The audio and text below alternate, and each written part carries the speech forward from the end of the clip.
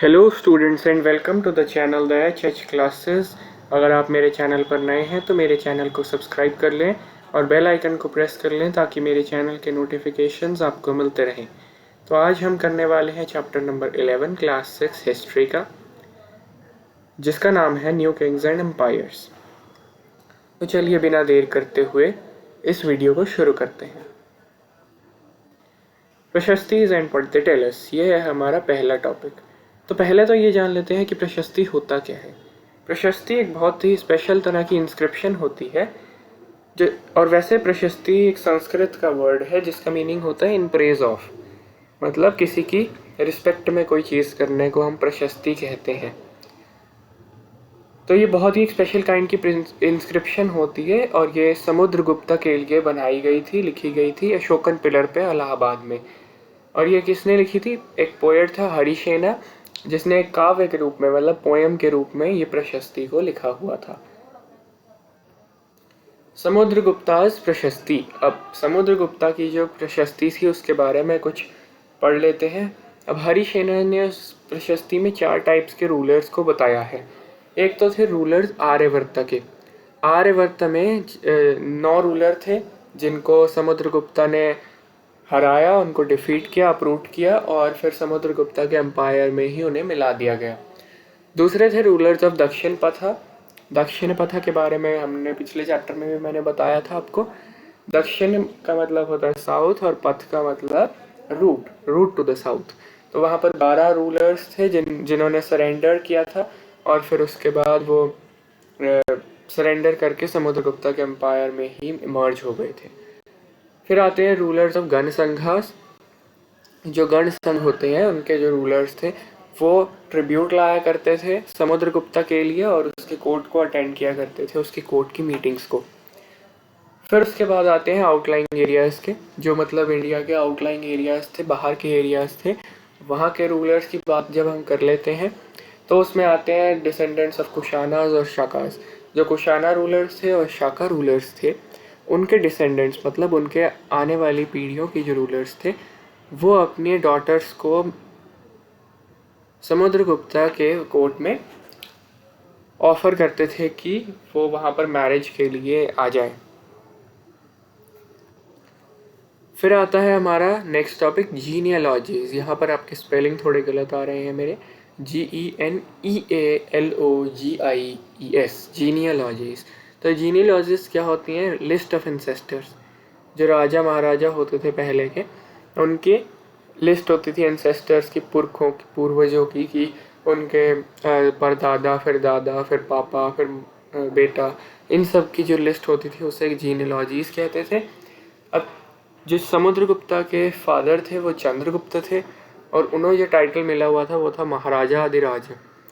तो महाराज अधिराजा जो टाइटल था वो समुद्रगुप्ता को भी मिला हुआ था और वो अपने फादर से ही उन्होंने इनहेरिट किया था। मदर का नाम था कुमारा देवी और वो लिच्छवी गण से बिलोंग करती थी। उनके ग्रैंडफादर और ग्रेट ग्रैंडफादर सिर्फ महाराजा थे और उन्हें अधिराजा का टाइटल अभी नहीं मिला था। कालिदासा एक पोएट था और आर्यभट्टा एक एस्ट्रोनॉमर था। बहुत बड़े बड़े एस्ट्रोनॉमर और पोएट थे, दोनों ही अपनी अपनी फील्ड में। और ये चंद्रगुप्ता टू के कोर्ट में आया करते थे और उनकी कोर्ट की मीटिंग्स को अटेंड किया करते थे। अब ये चंद्रगुप्ता टू उनके ग्रैंडफादर या ग्रेट ग्रैंडफादर में से एक थी। फिर आता है हमारा नेक्स्ट टॉपिक हर्षवर्धन और हर्षचारिता। हर्षवर्धन एक रूलर था जो 1400 साल पहले की ये बात हो रही है और उसका एक पोएट था बाणभट्टा, जिसने उसकी बायोग्राफी लिखी थी संस्कृत की भाषा में। और हर्षा जो था वो थानेसर का किंग था, तो इसका इसलिए नाम रखा गया था हर्षचारिता। इस जो बायोग्राफी का नाम था इसका नाम था हर्षचारिता। तो हर्षा जो किंग था उसने दोनों ही मगध और बंगाल को कॉन्कर कर लिया था, कैप्चर कर लिया था। फिर आते हैं पल्लवास, चालुक्यास और पुलकेशिन्स प्रशस्ति। अब देखिए, पल्लवास का जो किंगडम था वो था कांचीपुरम से लेकर कावेरी डेल्टा तक।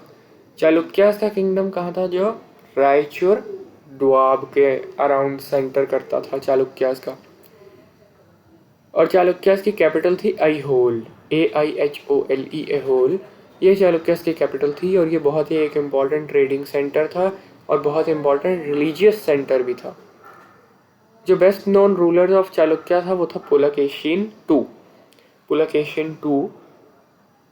और इनके बारे में एक प्रशस्ति लिखी गई थी जो एक पोएट रवि कृति ने लिखी थी। प्रशस्ति मतलब एक इंस्क्रिप्शन, स्पेशल काइंड की। तो उस इंस्क्रिप्शन में ये बताया गया था प्रशस्ति में कि जो चालुक्य का बेस्ट नोन रूलर जो कि पुलकेशिन-2 था, उसने ईस्ट और वेस्ट दोनों साइड में ही अपनी एक्सपेडिशंस की थी और वो एडवांस करता था हैप्पीनेस को बढ़ावा देता था, खुशी को।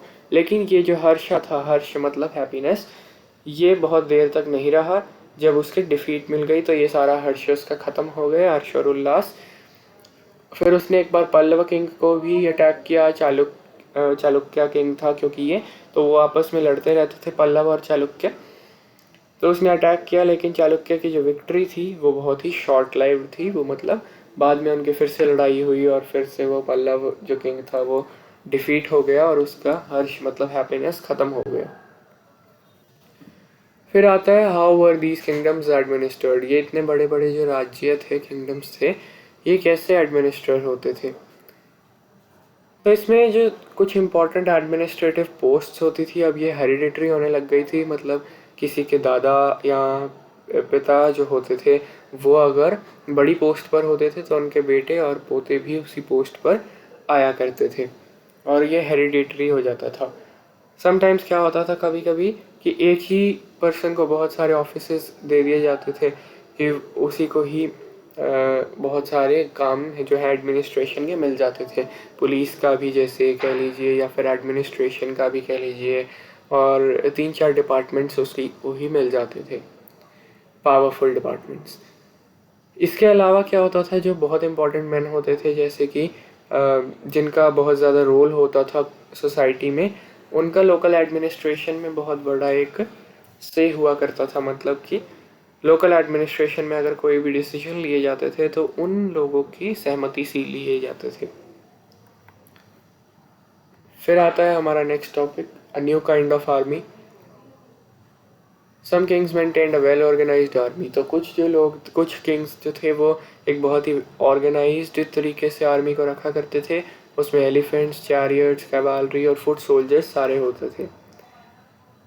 तो उनको रेगुलर सैलरीज तो नहीं दी जाती थी। जो राजा लोग होते थे वो रेवेन्यू कलेक्ट किया करते थे और फिर सोल्जर्स और हॉर्सेस को उसी रेवेन्यू की मदद से मेंटेन करके रखते थे। मतलब टैक्स कलेक्ट करके उससे मेंटेन करते थे।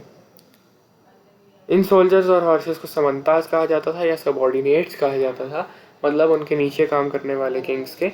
और ये जो समंताज होते थे, ये जब भी रूलर कभी वीक हो जाता था या उसकी जो पावर है वो कम हो जाती थी, तो इन समंताज का रोल बहुत बढ़ जाता था और वो ये पावरफुल होने लग जाते थे, इनकी पावर बहुत बढ़ने लग जाती थी। फिर आता है assemblies in the southern kingdoms.